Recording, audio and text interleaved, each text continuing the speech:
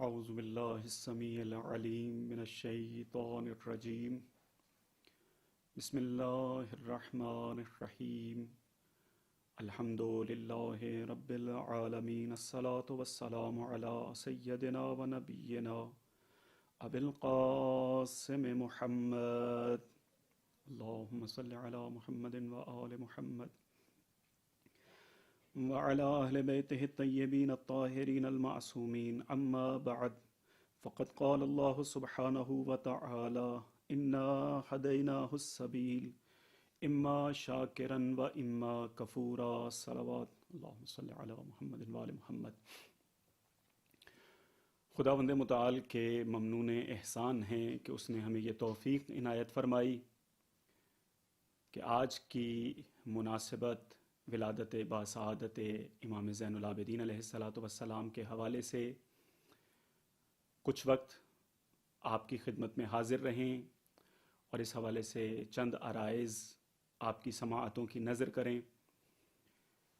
اس سے پہلے کہ جس آیے مجیدہ کو سرنامہ کلام قرار دیا ہے اس کے بارے میں اپنی عرائض اور گزارشات آپ کی نظر کروں، خداوند میں یہ دعا کروں گا کہ پروردگارا تجھے واسطہ ہے ان پاکیزہ ہستیوں کا کہ یہ جو افراد خاص طور پر اکیڈمی کے مسئولین اور یہ جو ٹیم ہے ان کی توفیقات خیر میں اضافہ فرما۔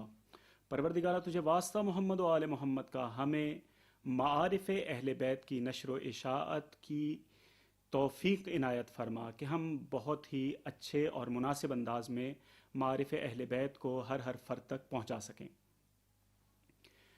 جس آیہ مجیدہ کی تلاوت کا شرف آپ کے سامنے حاصل کیا ہے اس میں خداوند متعال انسانوں کے لیے زندگی گزارنے کا ایک بہت ہی آسان، بہت ہی خوبصورت طریقہ بیان فرما رہا ہے کہ انا ہدیناہ السبیل اما شاکرن و اما کفورا، ہم نے انسانوں کو راستے دکھا دیے ہیں، جو راستہ ہے، جو حقیقی راستہ ہے وہ دکھا دیا ہے ہم نے۔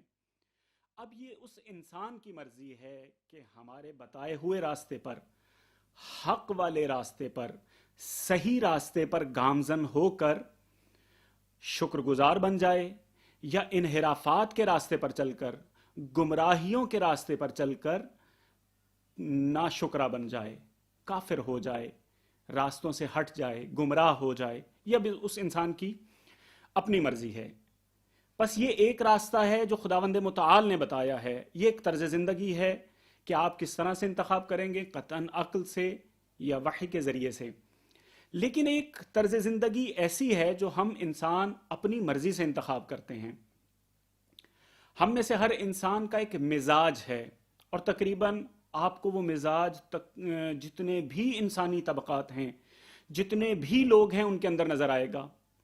مثلاً اگر آپ نوجوانوں کو دیکھیں تو وہ ہمیشہ جب بھی بیٹھیں گے اپنے بچپن میں پلٹنے کا تذکرہ کریں گے کہ اے کاش ہم پلٹ کر اسکول ایج میں چلے جائیں، اے کاش ہم اپنے بچپن کے وہ جو اچھے دن تھے، وہ جو سہانے دن تھے ان میں واپس چلے جائیں۔ یہ ہے انسان کا مزاج، یہ ہے انسانی طرز زندگی۔ اچھا وہ لوگ جو بڑھاپے کی دہلیز پر قدم رکھ رہے ہیں یا بوڑھے ہو چکے ہیں، ان سے اگر تذکرہ کیا جائے، یا وہ جس محفل میں بیٹھیں گے اپنی جوانی کا تذکرہ شروع کر دیں گے اور ان کے اندر یہ جذبہ، یہ تمنا بصورت عتم موجود ہوتی ہے کہ کسی نہ کسی طرح جوانی میں پلٹ جائیں۔ اور یہی وجہ ہے کہ ہر محفل میں بزرگ آپ کو اپنی جوانی کے قصے سناتے ہوئے نظر آئیں گے۔ یہ ہے ہم انسانوں کا طرز زندگی، یہ ہر طبقے کے اندر موجود ہے۔ یہ تو صرف اور صرف جسمانی ضروریات کے لحاظ سے یا کچھ اچھی یادوں کے لحاظ سے میں نے آپ کی خدمت میں عرض کیا کہ نوجوان بچپن میں جانا چاہتا ہے، بوڑھا جو ہے وہ جوانی میں آنا چاہتا ہے یا اپنی زندگی کے کسی اچھے دور میں پلٹنا چاہتا ہے۔ یہ ہے ہمارے جسمانی اور ہماری اچھی یادوں سے وابستہ۔ لیکن کچھ لوگ آپ کو ایسے نظر آئیں گے کہ جو اپنے نظریات اور اپنے اعتقادات پر پلٹنا چاہتے ہیں۔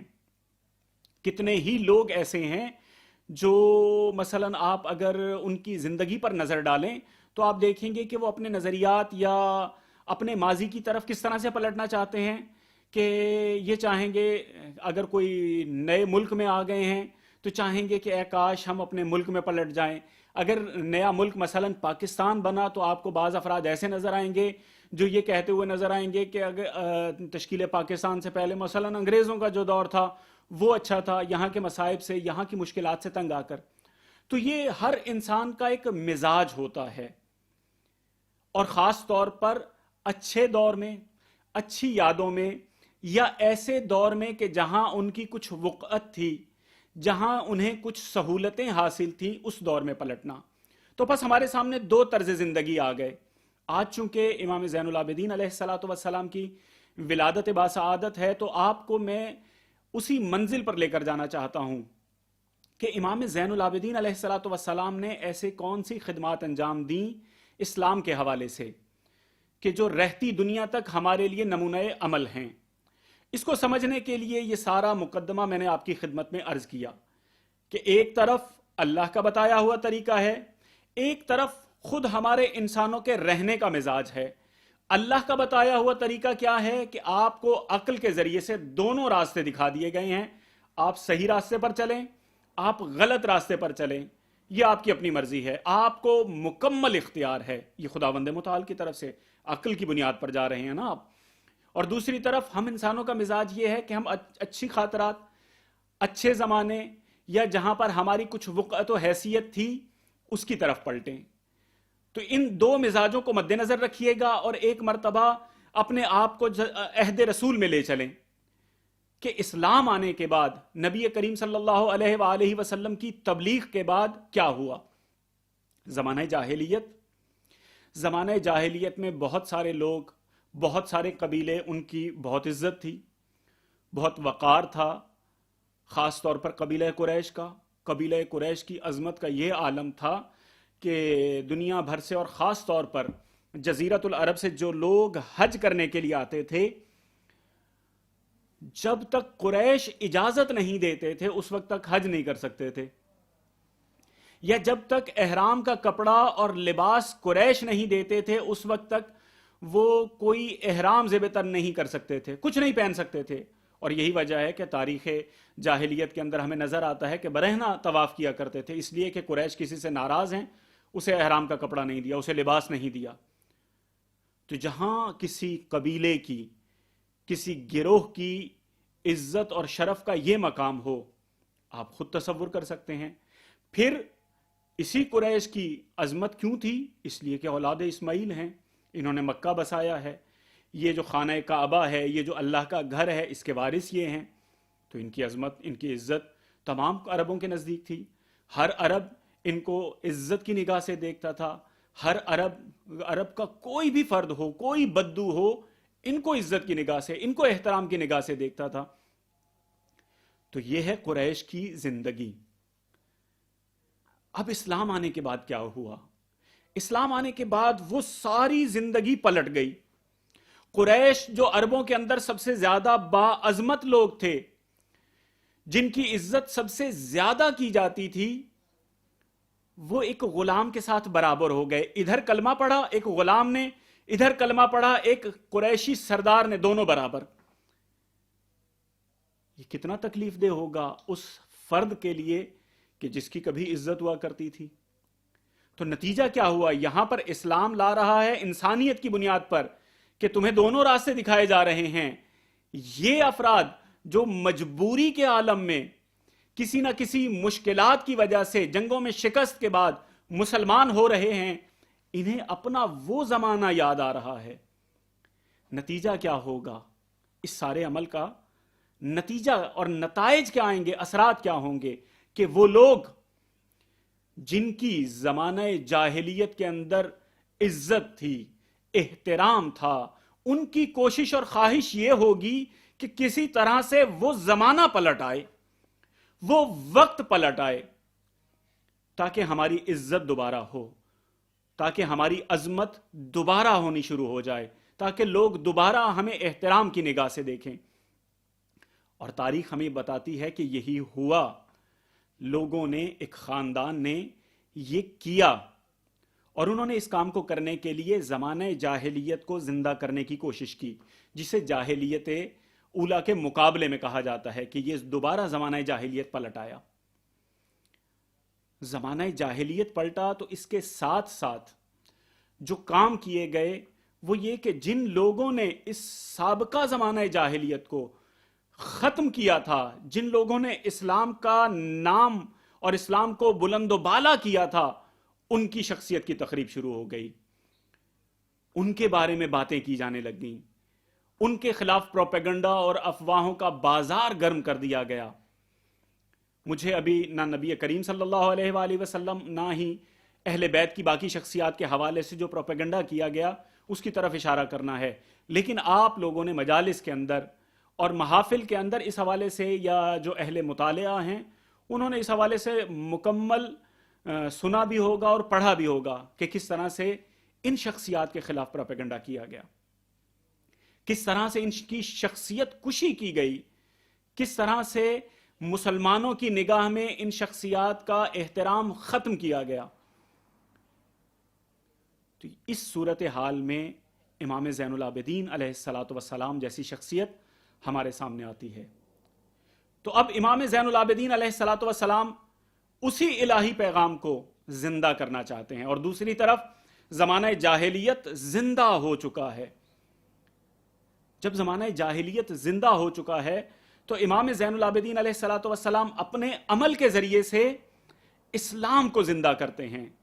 اور میں آج انشاءاللہ کوشش کروں گا کہ امام زین العابدین علیہ الصلاۃ والسلام کی سیرت کے انہی چند پہلوؤں کی طرف اشارہ کروں۔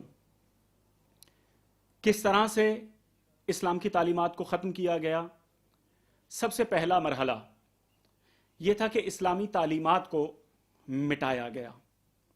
اس کا ایک نمونہ ابھی میں نے اشارہ بھی کیا، وہ ہے غلاموں کے ساتھ مساوات، معاشرے کے ہر طبقے کے ساتھ مساوات کا عمل۔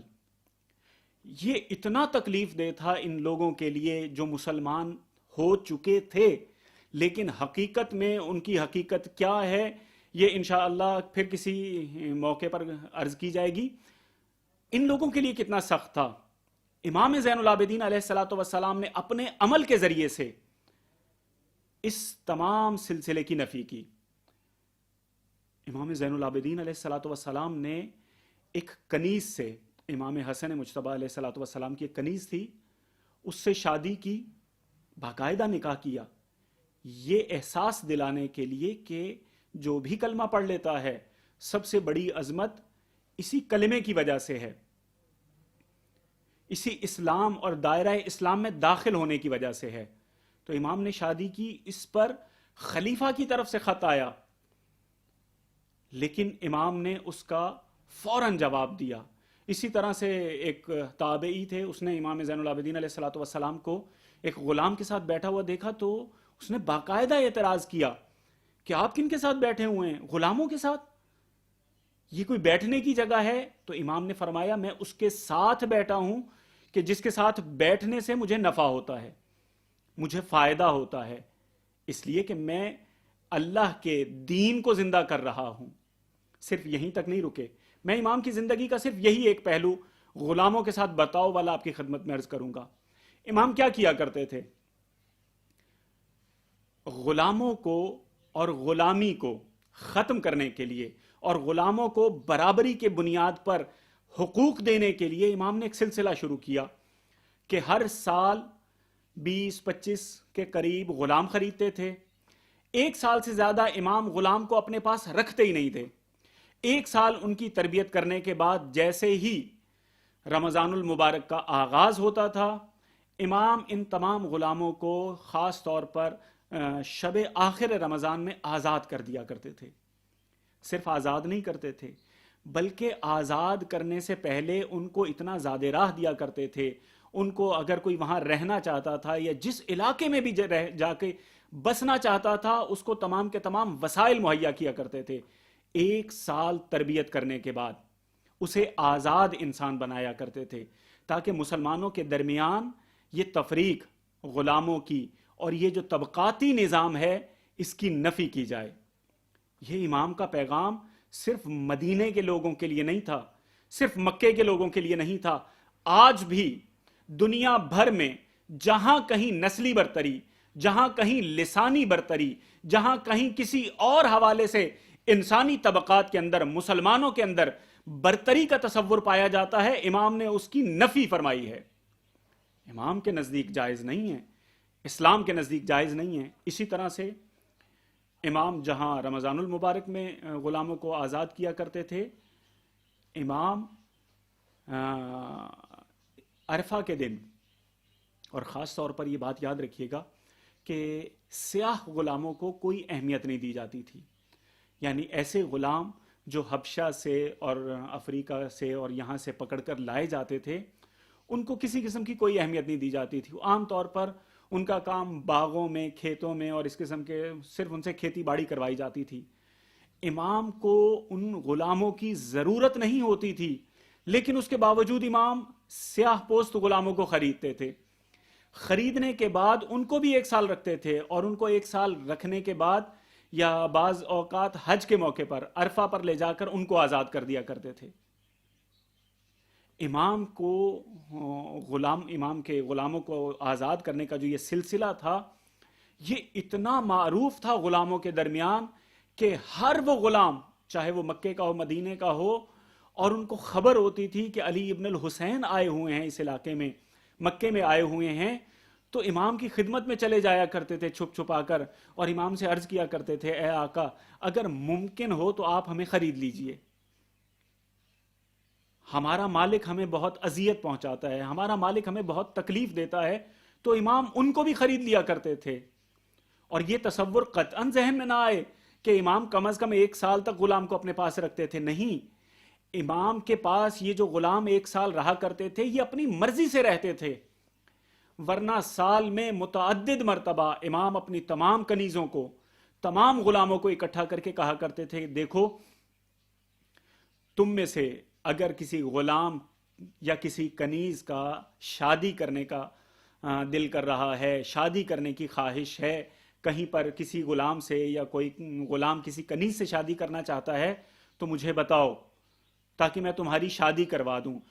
اگر کوئی آزاد ہونا چاہتا ہے، یہاں سے جانا چاہتا ہے، تو جائے، میں اسے خدا کی راہ میں آزاد کرتا ہوں۔ اگر کچھ مال و دولت کی وجہ سے، اگر زاد راہ کی وجہ سے پریشان ہے، تو میں وہ بھی دیتا ہوں، اگر جانا چاہتے ہو تو جاؤ۔ اور امام 1 مرتبہ نہیں کہتے تھے، 3 مرتبہ اس عمل کو دہرایا کرتے تھے، اور پھر اپنے اہل خانہ کو بلا کر کہا کرتے تھے کہ ان غلاموں سے پوچھو، ان کنیزوں سے سوال کرو کہ اگر کوئی جانا چاہتا ہے، کوئی آزاد ہونا چاہتا ہے تو وہ چلا جائے۔ تو اس کا مطلب یہ ہے کہ یہ غلام، یہ کنیزیں امام کی مرضی سے امام کی خدمت میں رہا کرتی تھیں۔ یہ ہے امام کی زندگی کا ایک حسین ترین، خوبصورت ترین پہلو، کہ کس طرح سے اس معاشرے میں جہاں جاہلیت کو زندہ کیا جا رہا تھا، جہاں کسی کنیز سے شادی کرنا گناہ سمجھا جا رہا تھا، جہاں کسی غلام کو اب احترام کے ساتھ اپنے پاس بٹھانا گناہ سمجھا جاتا تھا، وہاں پر امام اس طرح سے پیش آ رہے ہیں۔ اور خلیفہ کو امام نے بہت خوبصورت جواب دیا تھا۔ جب اس نے اس شادی کا تذکرہ کیا تو امام نے کہا کہ رسول اللہ نے شادی کی ہے اور اس میں کوئی عیب نہیں، جیسے ہی کسی نے کلمہ پڑھا تو وہ اس کلمے کی برکت سے، شہادتین کی برکت سے وہ برابر ہو گیا مسلمانوں کے۔ تو اس پر خلیفہ نے کہا کہ مجھے اپنے دربار میں بیٹھا ہوا تھا، یہ ایک حقیقت ہے، یہ کائنات کی برجستہ ترین حقیقت ہے کہ الفضل ما شاہدت بہ الاعداء، فضیلت وہ ہے جس کا دشمن اقرار کریں۔ امام زین العابدین علیہ الصلوۃ والسلام کے اس جواب کے بعد، یہ جواب پڑھا خلیفہ نے تو لوگوں نے پوچھا کیا ہے، تو اس نے کہا کہ اس جواب کو چھوڑو، مجھے یہ بتاؤ کہ وہ کون سی شخصیت ہے کہ ایسا کام کہ جو دوسروں کے لیے عیب ہو، یہ توجہ کیجئے گا، یہ مسلمان معاشرے کی عکاسی کر رہا ہے، یہ جملہ یہ بیان کر رہا ہے کہ وہ کون سی شخصیت ہے کہ جو کام باقیوں کے لیے باعث ننگ ہو، وہ کام اس شخصیت کے لیے باعث رشک بن جاتا ہے، باعث عظمت بن جاتا ہے۔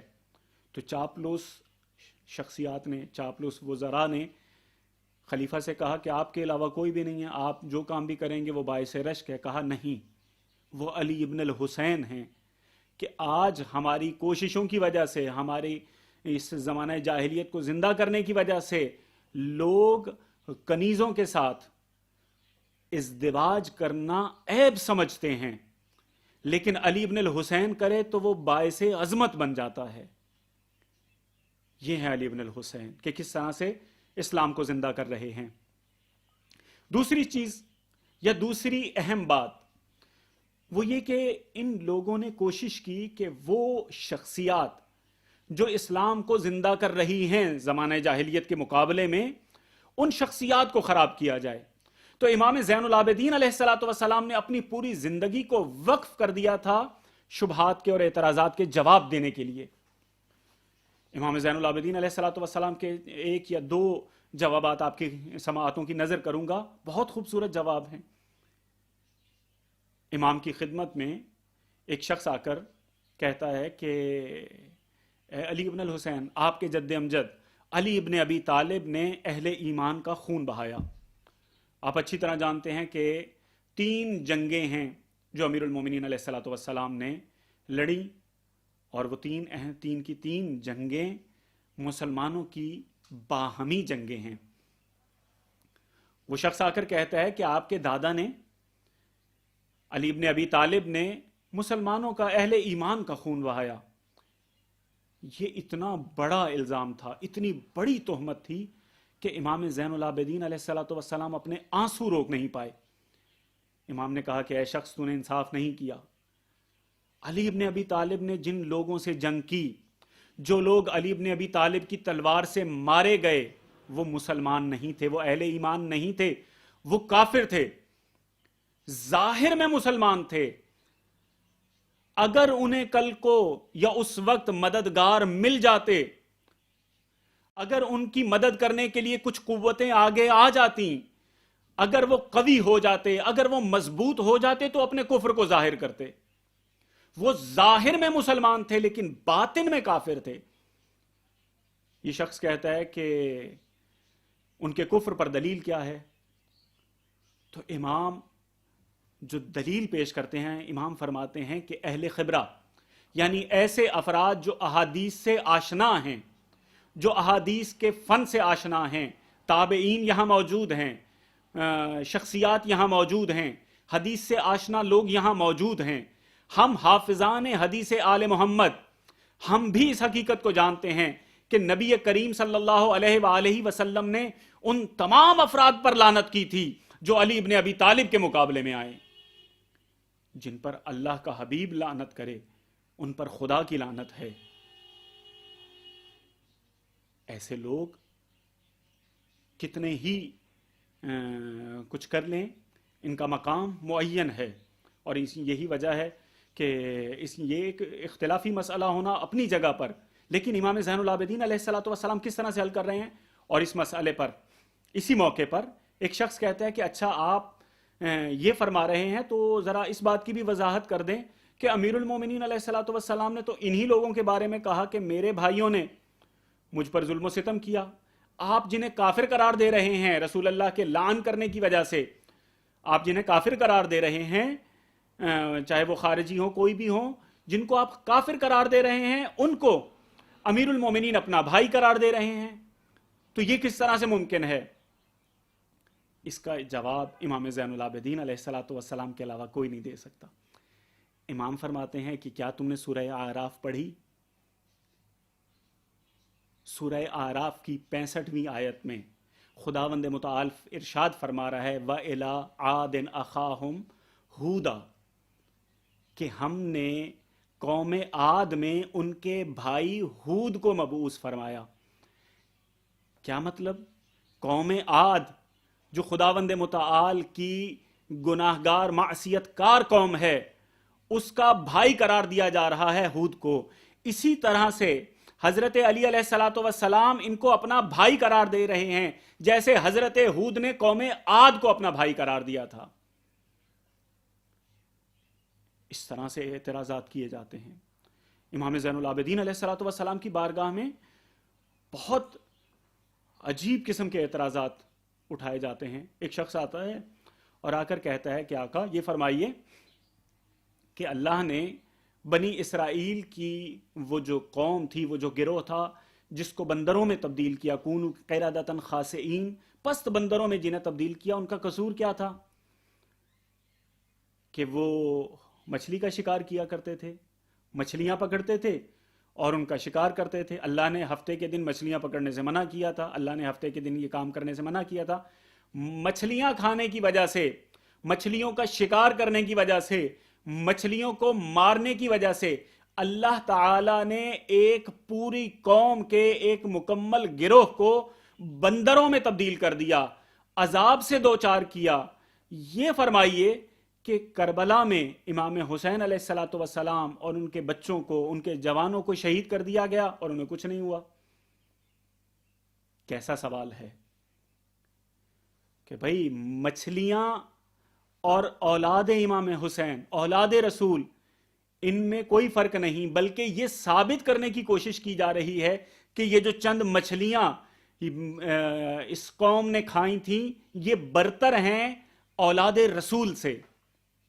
کیا ہی خوبصورت جواب دیا ہے امام زین العابدین علیہ الصلوۃ والسلام نے کہ اس کے بعد یہ جواب صرف اور صرف سوال اور یہ شبہ تاریخی کتابوں کے اندر دفن ہو کر رہ گیا ہے.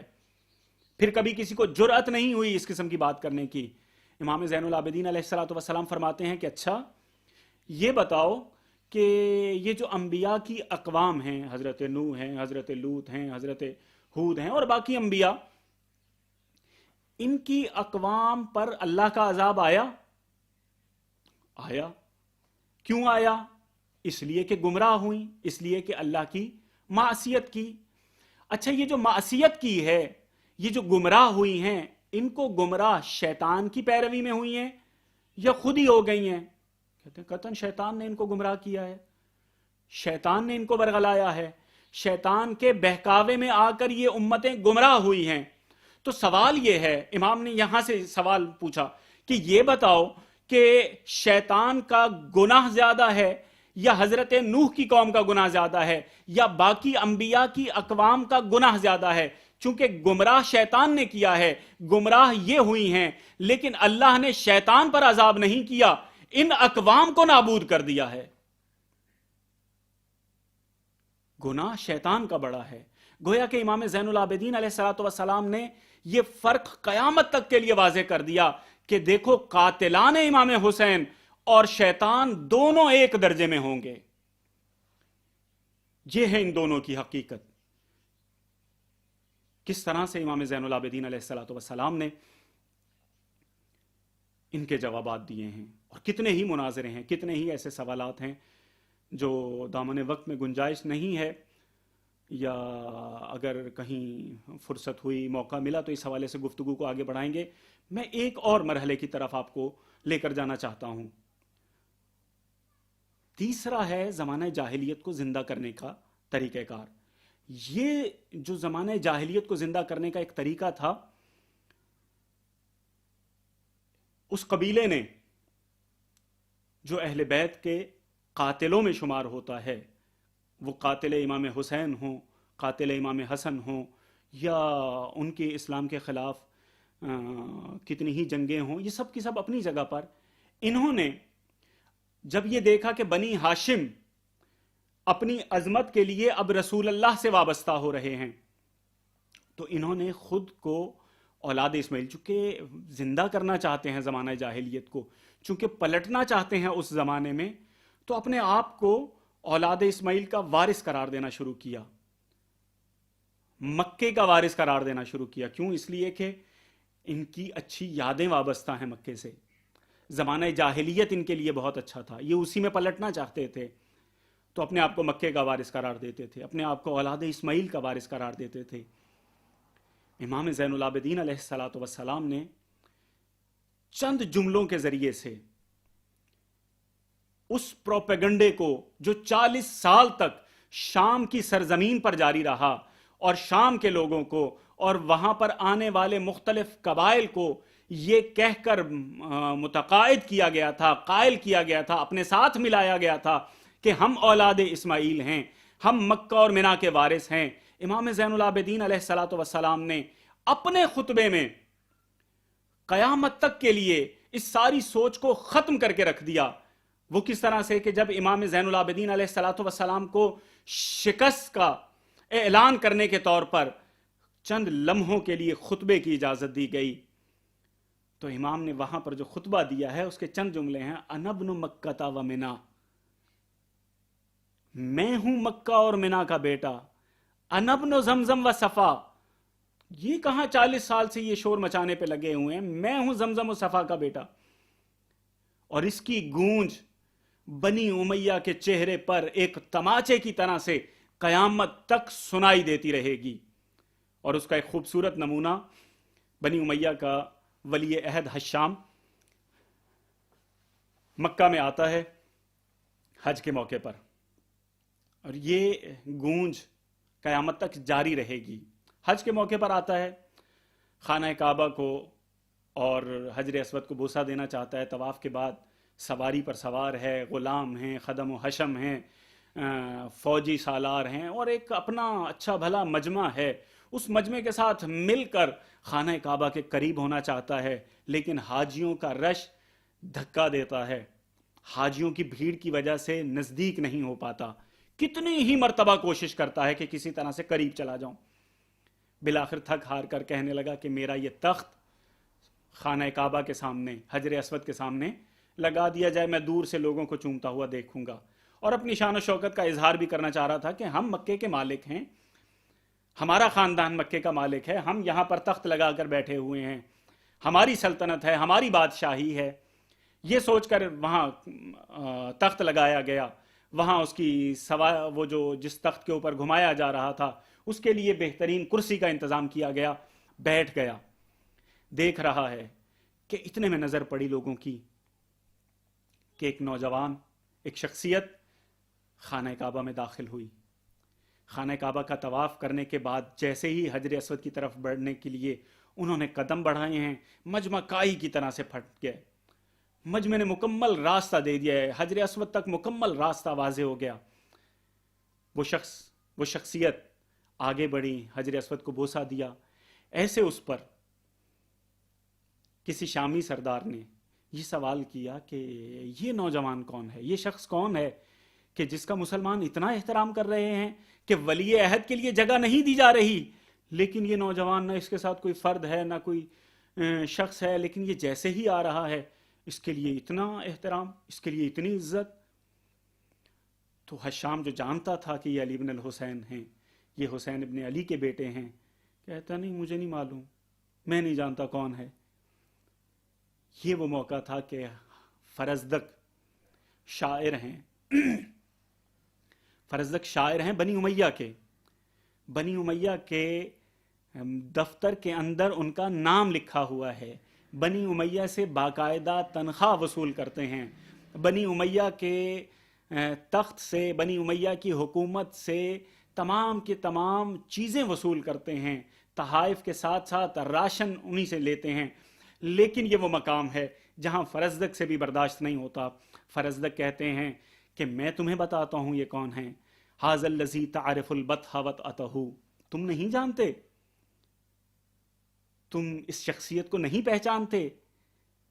یہ جملے جو حضرت فرزدق نے اپنے اشعار میں اور مشہور قصیدہ میمیہ میں بیان کیے ہیں، یہ وہی جملے ہیں جو امام زین العابدین علیہ الصلوۃ والسلام نے یزید کے دربار میں بیان کیے تھے کہ یہ وہ ہے جس کے قدموں کی چاپ کو مکہ پہچانتا ہے، بطحا پہچانتا ہے، والبیت یعرف، خانہ کعبہ پہچانتا ہے، والحل والحرم، ہل اور حرم پہچانتا ہے. یہ ابن خیر عباد ہے، یہ امام تقی و نقی ہے، یہ امام طاہر ہے، یہ علم ہے، یہ وہ ہے جو فاطمہ کا فرزند ہے، یہ وہ ہے جس پہ اللہ نے نبوت کا خاتمہ فرمایا. اور اس کے بعد جو شعر کہا ہے حضرت فرزدق نے، وہ قیامت تک کے لیے امر ہو گیا ہے. لو یعلم الرکن، اگر حجر اسود یہ جان جاتا کہ کون اس کی زیارت کے لیے آ رہا ہے، من قد جاء یلسمہ، کون آ رہا ہے اس کو مس کرنے کے لیے، لخرا، تو حجر اسود اگر جان جاتا تو حجر اسود خود کو زمین پر گرا دیتا. وہ حجر اسود کو ہاتھ لگانے کے لیے آ رہے ہیں لیکن حجر اسود خود چل کر ان کے پیروں کا بوسہ دینے کے لیے آتا. یہ جو اشعار کہے ہیں اس سے کھلبلی مچ گئی. وہ پروپیگنڈا، یہ وہ تماچے ہیں جو مسلسل اس خاندان کے چہرے پر پڑ رہے ہیں، جو اپنے آپ کو اولاد اسماعیل کا وارث قرار دے رہی تھیں. یہ قیامت تک کے لیے مسئلہ دفن ہو گیا ہے. یہ حضرت فرزدق کے اشعار امر ہو گئے ہیں. یہ اتنا ناگوار گزرا ہے شام کو کہ کہنے لگا کہ اے فرزدق، تمہارے تمام کے تمام اخراجات اٹھائیں تو ہم، تمہیں عطا کریں تو ہم، تمہاری جتنی بھی ضرورتیں ہیں وہ ہم پوری کرتے ہیں، لیکن شعر تم نے کبھی ایسا ہماری شان میں تو نہیں کہا، ہمارے آباء و اجداد کے لیے تو نہیں کہا. اس موقع پر حضرت فرزدق نے بہت خوبصورت جواب دیا. حضرت فرزدق نے کہا کہ میرے فن میں، میری شاعری میں، میرے تخیل میں کسی قسم کا نقص نہیں ہے. میری شاعری اپنے عروج پر ہے. میں تمہارے لیے بھی، تمہارے آباء و اجداد کے لیے بھی ایسے شعر کہہ سکتا ہوں، لیکن ہاتھ جدن کا جد ہی، ہاتھ ابن کا ابی ہے، ہاتھ امن کا ام ہی. اگر تم یہ چاہتے ہو کہ تمہارے لیے بھی ایسے شعر کہے جائیں تو ان کے باپ جیسا باپ لے آؤ، ان کی ماں جیسی ماں لے آؤ، جو تم کبھی نہیں لا سکو گے، جو تمہارے یہاں جس کا تصور ہی نہیں ہے. تم عاقلۃ الاکباد کے اولاد ہو، تمہارے حق میں کہاں اس قسم کے اشعار کہے جا سکتے ہیں. بس حضرت فرزدق کی یہ گفتگو اس چیز کا سبب بنی کہ ان کا نام اسی وقت اس رجسٹر سے، اس دفتر سے کاٹ دیا گیا، انہیں قید کر دیا گیا. جب امام زین العابدین علیہ السلام کو خبر ملی تو امام نے نہ صرف انعام و اکرام دیا بلکہ ان کی رہائی کے اسباب بھی فراہم کیے. یہ ہے امام زین العابدین علیہ السلام کی سیرت، کہ جس طرح سے بھی ہو، جس مرحلے پر بھی ہو، یہ جو میری یاد مناتے ہو تو یہ یاد اس وقت کامل ہوگی کہ جب تم اسلام کو زندہ کرنے کی کوشش کرو گے، جب تم زمانہ جاہلیت کو ختم کرنے کی کوشش کرو گے، جب تم معارف اہل بیت کے دفاع کی کوشش کرو گے، جب تم آل محمد کے ذکر کو زندہ کرنے کی کوشش کرو گے. یہ پیغام ہے ولادت باسعادت امام زین العابدین علیہ السلام پر ہر مومن کے لیے، ہر مسلمان کے لیے، بلکہ ہر انسان کے لیے. اور اس موقع پر ہم خداوند متعال کی بارگاہ میں دعا کرتے ہیں کہ پروردگارا ہمیں یہ توفیق عنایت فرما کہ ہم تیرے حبیب کے لائے ہوئے دین پر، وہ دین جو اللہ تعالیٰ نے نبی کریم صلی اللہ علیہ وآلہ وسلم پر نازل کیا، اس پر عمل پیرا رہیں. پروردگارہ تجھے واسطہ محمد و آل محمد کا ہمیں معارف اہل بیت کو سمجھنے اور ان پر عمل کرنے کی توفیق عنایت فرما. پروردگارہ تجھے واسطہ محمد و آل محمد کا اکیڈمی، اس کے مسئولین، اس کے ذمہ داران، اس میں کام کرنے والے تمام افراد کی دینی دنیاوی حاجات کو پورا فرما، ان پر اپنی رحمتیں اور برکتیں نازل فرما. پروردگارہ تجھے واسطہ محمد و آل محمد کا وہ تمام افراد جو اس وقت اس گفتگو کو، اس محفل کو سماعت فرما رہے ہیں یا جو بعد میں سماعت فرمائیں گے، پروردگارہ ان کی دینی دنیاوی حاجات کو پورا فرما، ان پر بھی اپنی رحمتیں اور برکتیں نازل فرما. پروردگارہ جتنی بھی حاجتیں ہیں مومنین کی، جہاں جہاں مومنین آباد ہیں، ان کی حفاظت فرما اور ان کی حاجتوں کو پورا فرما. پروردگارہ ہماری سب سے آخری اور سب سے اہم دعا یہ ہے کہ اپنی آخری حجت کا ظہور فرما، انہیں ہم سے راضی و خوشنود فرما برحمتک یا ارحم الراحمین. اللہم صلی علی محمد و آل محمد.